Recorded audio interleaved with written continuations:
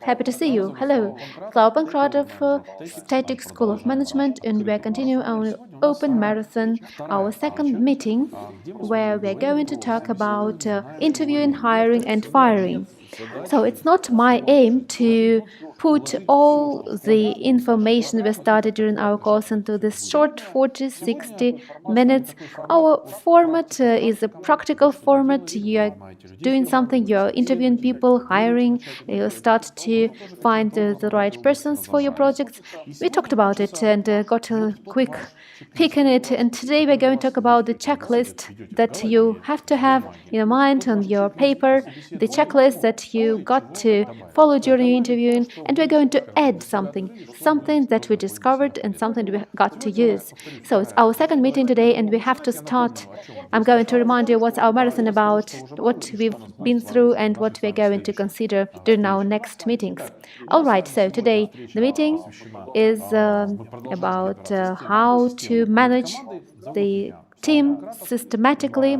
My name is Vyacheslav Pankratov. I have two educations. I'm business trainer and practical psychologist. My first education is IT, so I've been through some way from testing engineer for software through technological director, and now I'm managing partner and business trainer in Tetics School of Management. So I've got two higher educations, practical and the psychology and the technical education. When I understood that I'm going to work with adult people, helping them, and when I understood it, I received my second education in psychology. So my marathon is quite special for me because I've been through this process. I made my mistakes, and I would like to help you avoid certain mistakes or do make as many mistakes, as fewer mistakes as possible. So I'm going to check two set stories. Set story number one: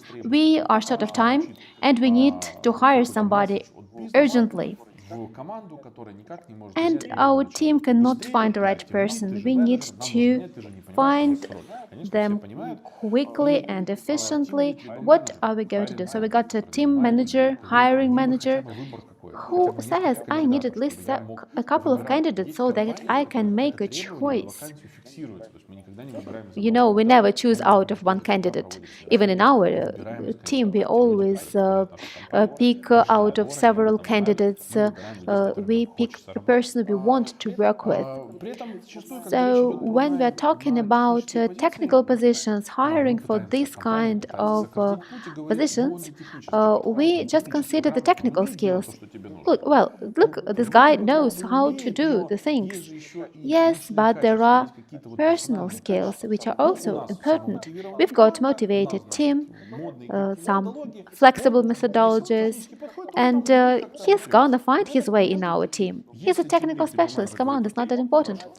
So we may say, okay, but this person making decisions got responsibility for the specialist being able to integrate the team and do certain things. But a couple of months later, sometimes we understand that he does not share our values, he does not feel comfortable in the team, etc. And then the phrase is, who hired that guy?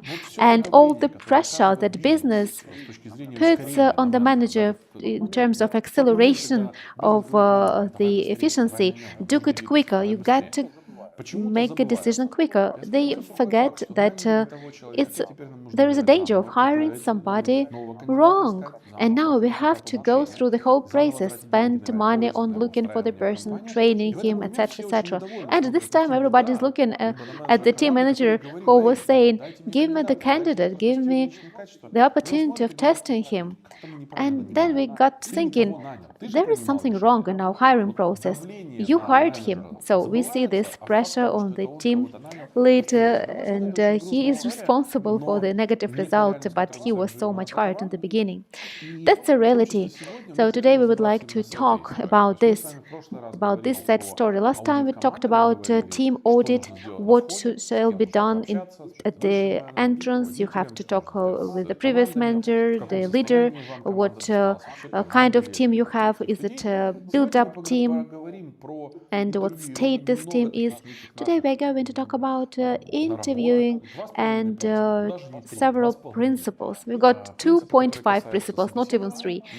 Principles of interviewing, hiring, and firing. We also will talk about communication within team because that's important and many people are looking forward to it. And the third meeting will be with Alex. We are going to have a separate webinar on task controls, delegation, and communication, and the state of team control, how to keep the team operative and to organize effective feedback. So what we're going to talk today, who and why should we hire? It seems easy. We need an engineer, somebody who will conduct certain tasks. Let's hire this guy. Yet it sounds logical, but we have to understand who we should not hire, who we must not hire. There are 2.5 principles that we're going to try to explain. It's the case when knowing these 2.5 principles can keep you from making so many mistakes. How to understand that this guy will be good with team and at least potentially can be our employee. How to understand that this guy must never be part of our team. So how to make these decisions without being an experienced psychologist, experienced recruiter, how to avoid hiring these people who will worsen your team situation. Also, you may get a team from the previous manager. You have to know to see what to do with this team, how to assess this team condition. So we are going to conduct some surveys. You will see the results of our survey, and you'll see that somehow intuitively people understand that the wrong hiring costs 6 salaries. Can you imagine that? Half of a year of engineer salary, it will be the price for our mistake. That's quite a lot. The skill of picking the right person and preventing from hiring the bad persons is being formed during the educational process. But not only, we are going to share some ideas, some life hacks that we've used while working and now while studying and training our students. So, who to hire? The first principle is easy. The principle that exists from the 70s. The principle that are used more and more in different companies. So the principle, hire for attitude and train for skills. You hire somebody for the attitude towards the work, and then you try to install some skills. If you got a guy who wants to study, he will study. This principle works just because the opposite principle does never work. If somebody wants to do something you hired him for, but he doesn't like the conditions of work, he doesn't like what you do, it is useless to train him. It's difficult to make yourself do something, but it's more difficult to make you learn to do something you don't want to do. Remember yourself at the institute. Remember your college years. Remember some most useful and interesting subject you got. Boring teacher, subjects that you don't like and that you guess you're not gonna use. What was your attitude toward the subjects? I guess with the minimum energy input. Okay, I'll get my credits, my minimum score in order to move forward. That's it. It's the same how the person's attitude is towards the subject he does not want to develop in. It's when we do not have a choice. We got to hire for attitude, to this job and train for skills.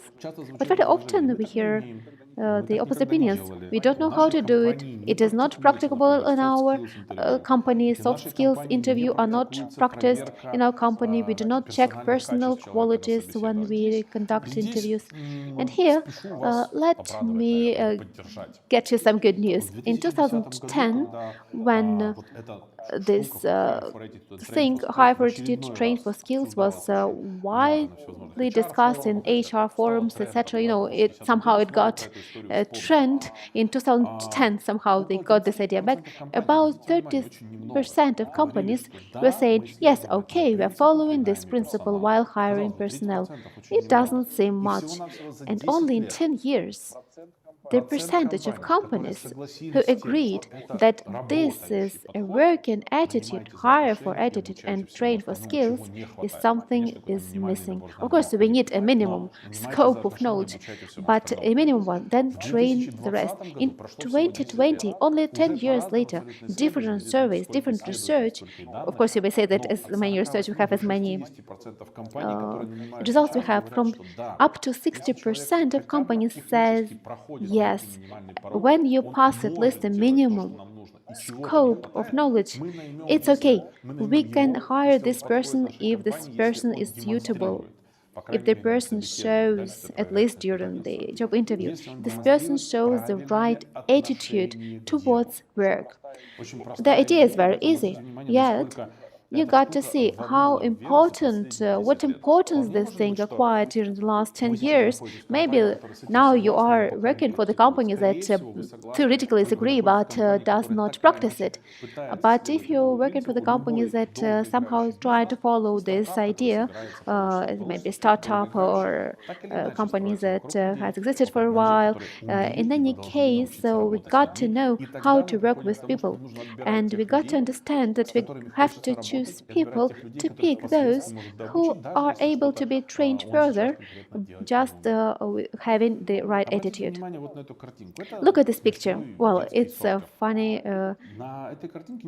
childhood sort of, yet all the details are important. There are no good or bad details, they're just different. When we're hiring somebody, we do not have the task to understand what company he belonged to before. Yes, we have this task, but we got to decide whether we hire him or not. We have to decide whether this person is capable to solve the new problems, find new solutions for new tasks in new conditions. It doesn't matter whether the team is small or big. Is he independent or he got to get advice? Can he work with people, with clients?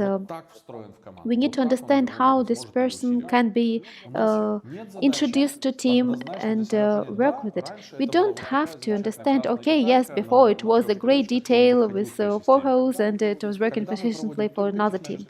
No, while conducting this technical interview, finding out what the person is doing, we need to understand one part of the interview, we have to understand what he was doing before, and the other part of the interview is to forecast, to see. Of course, we cannot do it with 100% certainty.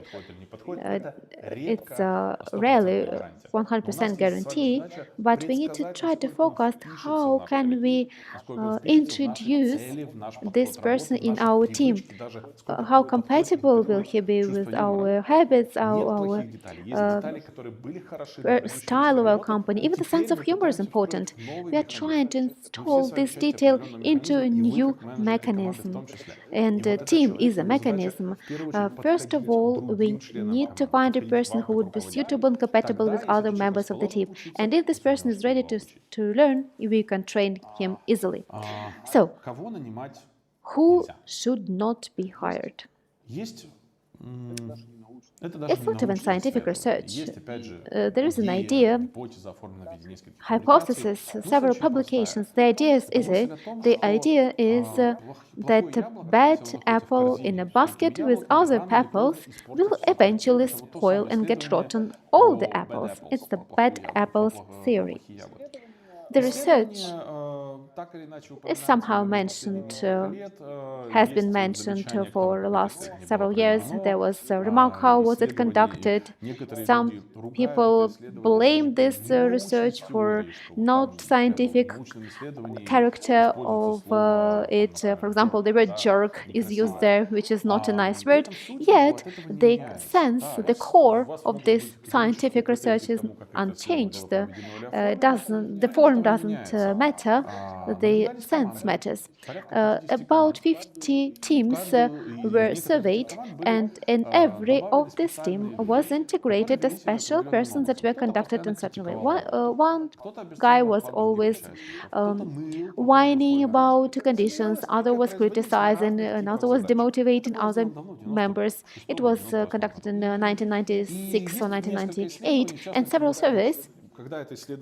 Well, when it was formulated as bad apples, it got quite popular thanks to this name.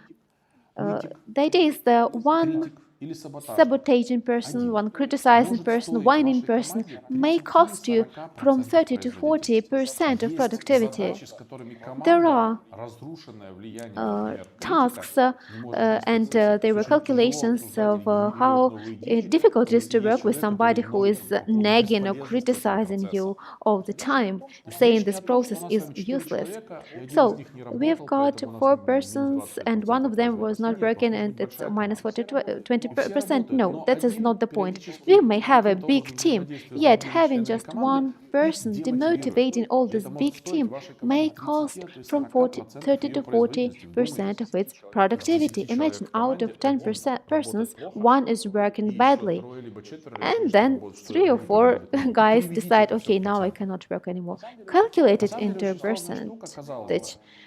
This thing seems easy, but communication, relationship is complicated inside of the system.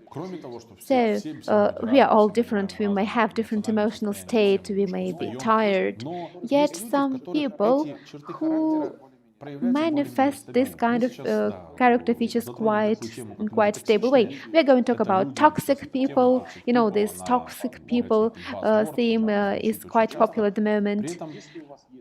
So when you got the possibility to prevent, to forecast, or at least to diminish, to decrease the possibility of avoiding these toxic people in your team, somebody who will poison the environment around him, to be nagging, criticizing, that makes sense. You avoiding hiring one toxic person or one person with some personal disorders. It might be quite dangerous. You may protect your team from losing other members of the team, from losing productivity, from losing people who got demotivated and don't like the atmosphere anymore. Before going into a more personal interview, have a look. Toxic people, people with personal disorders are not the only type of people who we advise to avoid. There are also people who tend to rescue others. Rescuers, we are going about Karpman drama triangle. People who are always very busy, they are always burning at work but not doing anything productive for the whole team. There is another story about people who are always right. They have some kind of D'Artagnan complex. I'm always right. I'm always wearing that white coat and this dirt in Parisian streets, horrible one. I'm the only bearer of the light future, you know. So these guys, we don't want to hire them. They're going to bother you.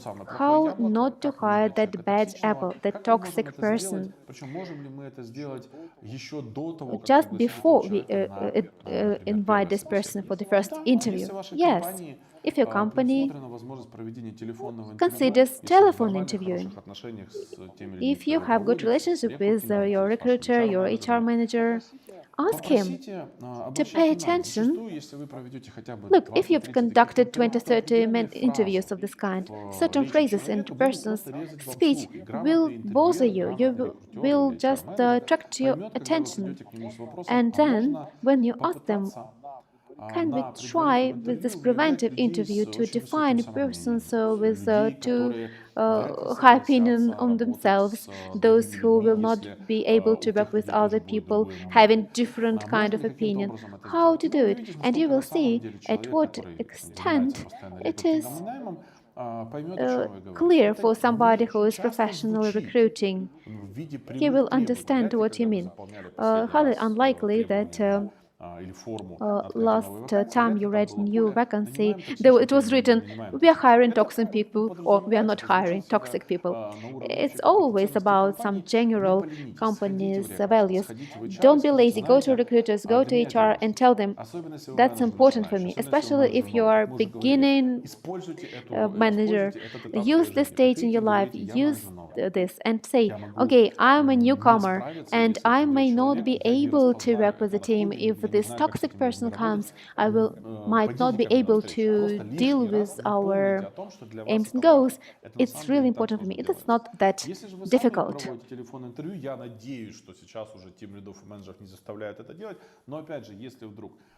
Just be careful what will be in the future, we'll explain it to you. Now, regarding social networks, we are all there, we have accounts, and some people say that they do not have accounts, and thus you can ask, this is very questionable, why so? So what should we be careful about? This is all before the interview, and try to find the person in the social networks, or if your company doesn't mind, try to ask him to provide with the links to the social networks, so people can have chance to discuss the politics, so we do not have to be confused. And if this very particular person has only the ideas regarding the politics or some criminal use or a kind of discussions about, I don't know, how it will cost the currency rate, what kind of political activity the country has, probably we mean people whose attention is concentrated only on the negative parts. So people like living in this world, they get negative news, and this is very important for them, and this is very important for them.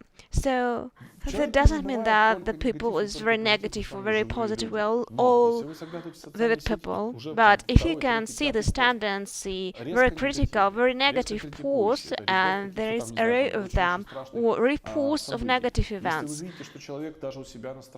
or they are discussing, arguing with someone, and you can see that a kilometer of comments, and thus if you have also any other candidates, it would be better to ask for an interview in other people who have like a positive pictures, who demonstrate their hobbies, interests, like reading books, watching films.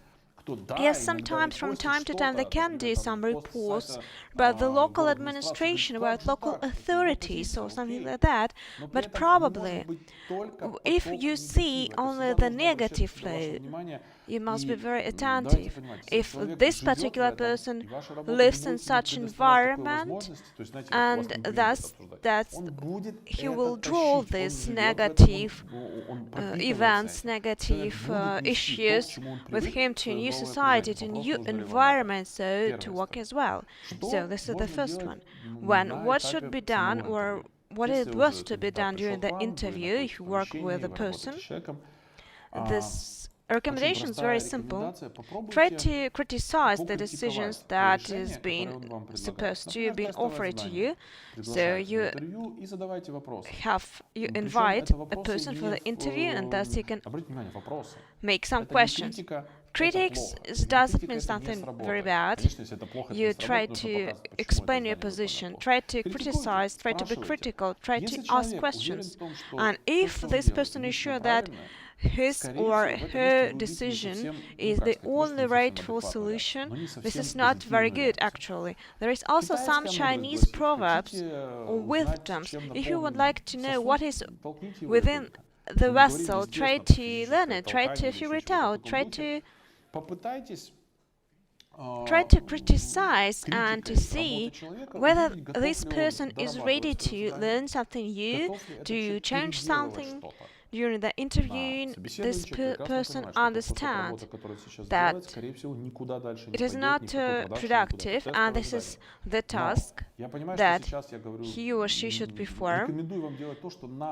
And personally, we do not like it, and I understand it. To do something badly, something that doesn't work, but now you have an interview, and your task is to evaluate this person, to assess the skills. So we should be careful and should be sure that the person is ready to listen to the opinion of other people, to agree, to argue, to try to prove something. But if this person didn't do any try, or is not ready to agree to other opinions, try to imagine how they will perform and participate in technical meetings, in the teamwork, and providing new solutions. When women try to push this person, what do we mean actually?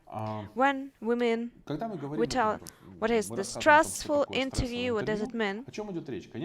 Yes, there is no light in the room, there are some kind of games. No, there doesn't. So we ask several questions, like favorite HR questions.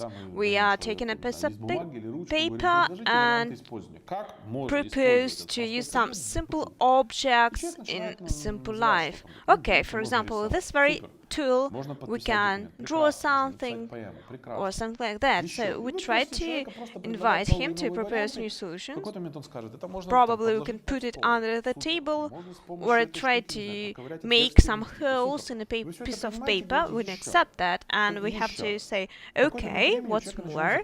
And thus at a very particular moment there is no more ideas, and this person is out of idea. So you are looking at the watches and you say you have 31 seconds, and then as the result of the stressful situation he will tell you something, probably new idea, or probably he will be sick of tired and okay, no more ideas, or probably he will ask you for some time for thinking, probably some jokes. This is the first reaction. So how they react in difficult situations. Probably it is negative situation. I'm the only musketeer on a white horse, or some negative situations when they are throwing the pants and thinking this is a very stupid idea. So, but humor is a very good, sense of humor is very good trait of character. So I proposed 82 variants. Okay, I will try to do something more, something new, the 83rd one. So, again, the situation. We are paying attention to the reactions of people when the people do not have enough time, they are tired, how they are capable to work in terms of deadline or strict schedule. Some people might say that the task is very stupid, they can throw this piece of paper or try to create something new. And this is that you will see in the future when you hire this candidate. And people who are capable to be critical, who are very toxic, they have some disturbance, mental disturbances. This first negative reactions, how they are capable to resist a difficult situation. They are going negative. This means that they can't tell how they see the situation, but try to create several situations, typical simulations. Try to figure them out during your interview, several situations. And if you can see that this person is very resistant, and if, for example, their social networks are very negative, or they comment on the tasks that it is pretty stupid, pretty silly, try to understand that this is the situation that you will see many times in the real life. So what is a toxic person that's influenced negatively on the whole world?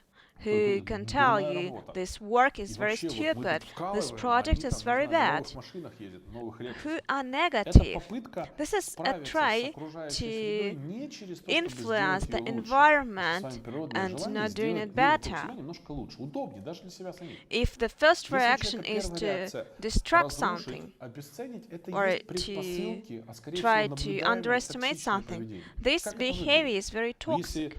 If I'm now trying to explain to you something very negative, this project is very stupid, regarding the other participants of the team, what should they tell? Okay, despite of the technical issues, will be able to carry out the project. No, this won't so. People will also go negative.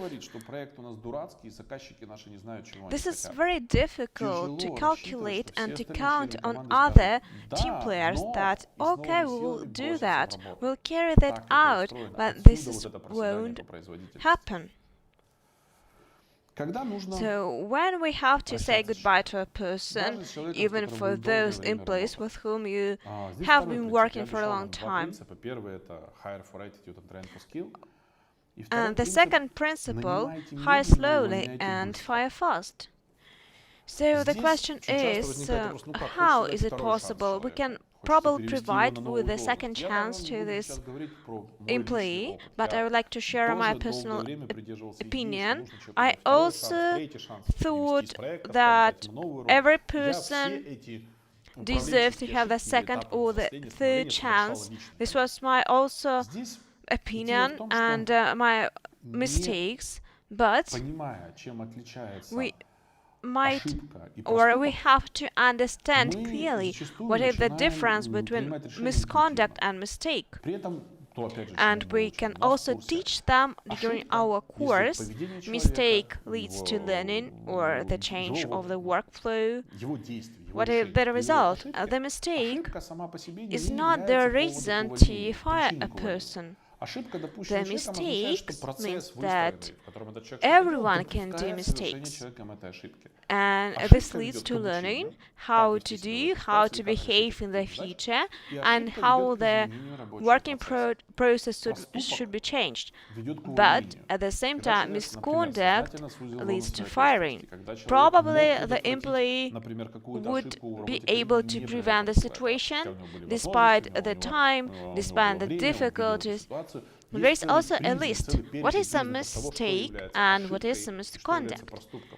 So the very well-trained managers, they are not trying to listen to their personal opinion or try to evaluate the situation, but it's too late. It's too late. There are some principles or signs how to evaluate the situation for you as a team leader and what is the best decision in this particular situation.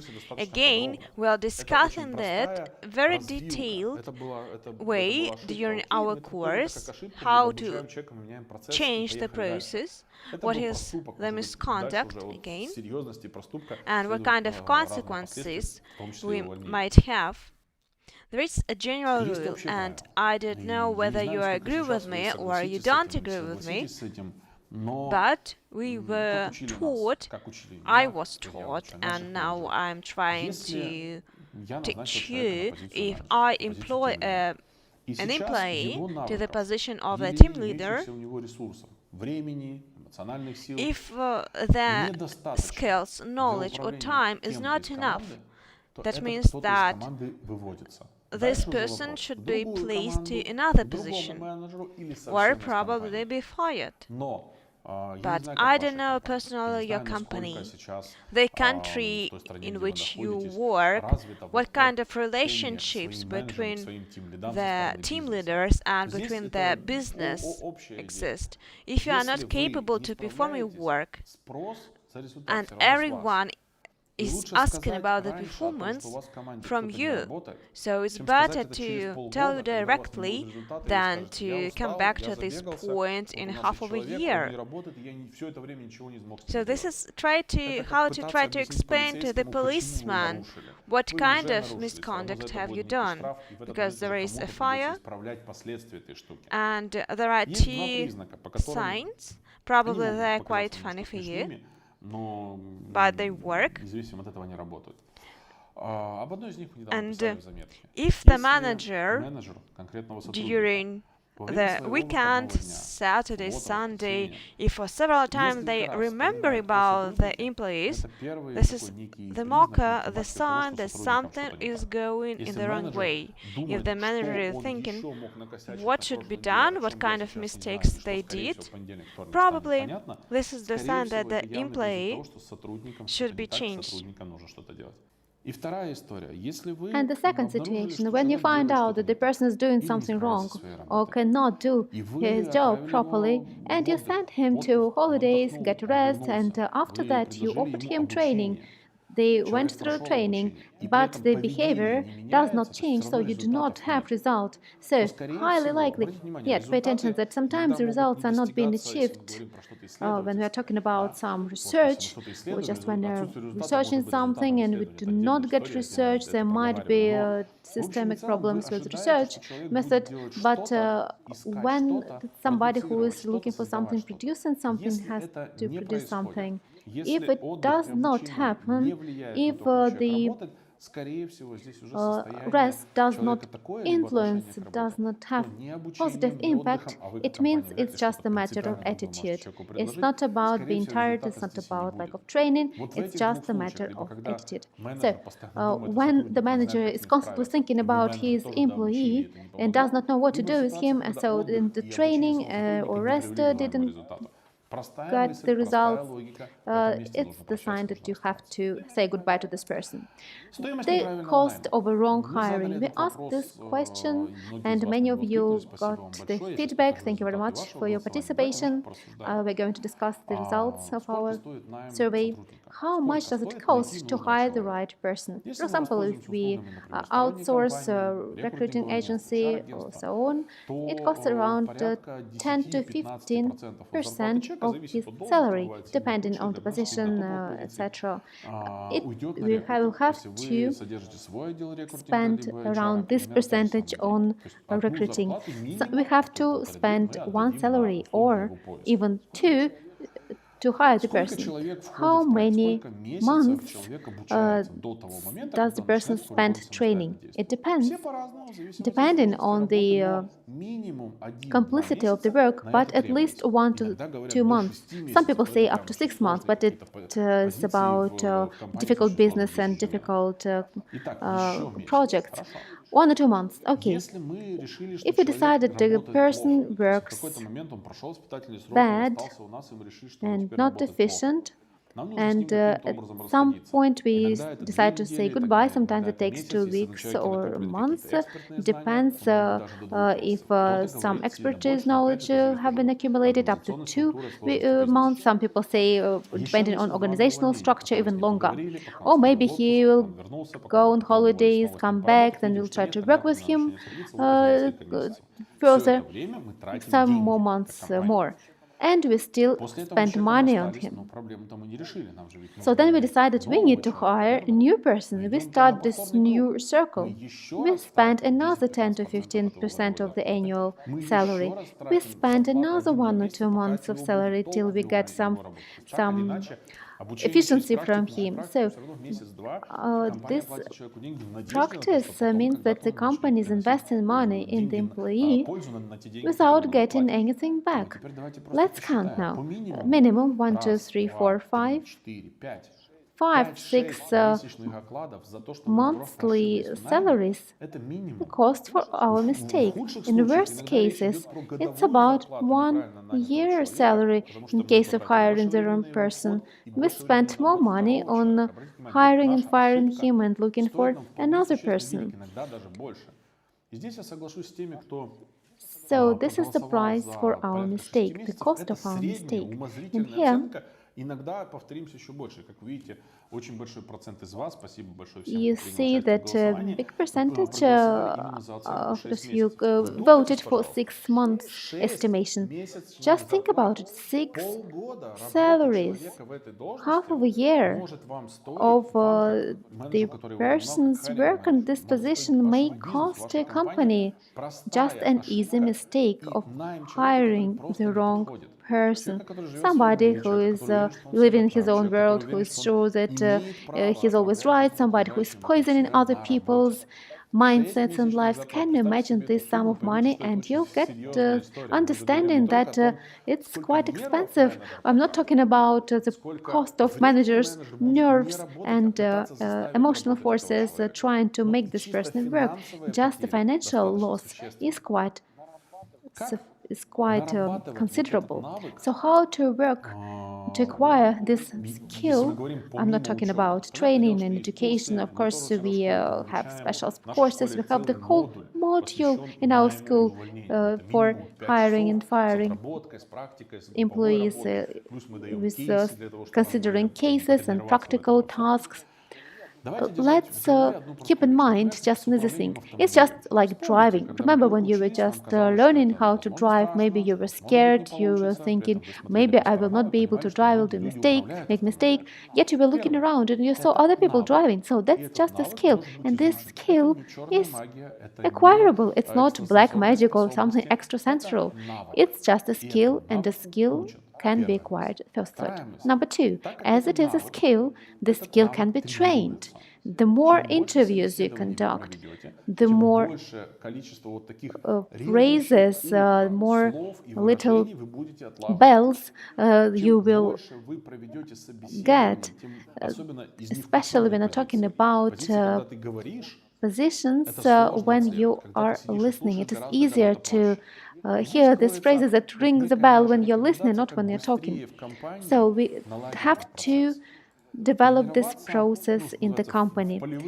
Training while during the practice and working, it costs a lot of money. So we need to train beforehand, because beyond every mistake there is lots of costs, your energy and other economical losses. Yet learning while conducting interviews one-to-one is difficult, because you get to combine two roles. It's difficult to speak and to think and to listen at the same time. Yet with the training, with the time, you're going to sort out these people quite quickly. So now you may be afraid of hiring the wrong person and getting into big losses. So don't hesitate. Take co-pilot. Offer your services. I'm gonna sit there and listen how you conduct interview. I'm not going to interfere. I'll just be writing down, and I will tell you what you've said, what the candidate said, how I heard it, how you heard it. I'm going to help you. I'm ready to help you, to invest my time into our efficiency, and then we'll exchange roles. Let us do the same, vice versa. When I conduct interviews, you will come and listen to me, what I'm doing right, what I'm doing wrong. Be co-pilot and invite other people being your co-pilots. Help your colleague and train while he is hiring, and they will help you while you're hiring. I'm always saying it's difficult to work for big companies, yet in a big company there's always somebody who is hiring. Maybe it's a manager of another team, or a person who works in the same department or the same division but in the other department. Just communicate, offer your help. I've been to the training. I got this program. I read something about it. Do you want me to sit there and listen? Yes, it's my time. I will spend 1 or 2 hours of my time, and then I will have to work more after my normal hours. But I will be there listening, and I will tell you what you might have lost. And if you don't mind, I will invite you for my interview, and it will help you to share this responsibility for hiring the wrong person. It will be easier for you to conduct the interview when you know that there is your co-pilot, another person who is there trying to be helpful. The question: where can we learn all that? So now the 40 minutes have passed. So where can we learn it? I talked about a year program, yet it is just 6 months program where we teach all that. We teach you systemic management, how to hire people, how to work with people in the ways that they are motivated to work. We are working in conditions in which the desire, the attitude changes the results, impacts directly to the result and efficiency of these uh, employees. We are talking about business analysts, engineers, technical specialists, and at this point, who you will hire and what conditions will surround this person depend result or a long story why we couldn't do it on time and we couldn't achieve our result that we wanted to achieve. Our program starts in February next year. Now we have the former price that is still on our side. We are ready to answer your questions, dear colleagues. We are communicating every day. Our managers are answering your questions. We want you to come to us being aware of why you need it. People starting this long-run program understanding that they need to allocate some time to it. And when you understand that it's important for you, and in this case, your spending time is investment and not just cost. We think that self-investment and self-education is the best way to invest money. Thank you very much. So today we got all these explanations in 40 minutes. We hope you still enjoy being here during our meetings. We will invite you next week. You will see Alex Orlov next week, who will tell you about constructive communication, what works, what doesn't work in team communications. Welcome back. Thank you. Good luck. Goodbye.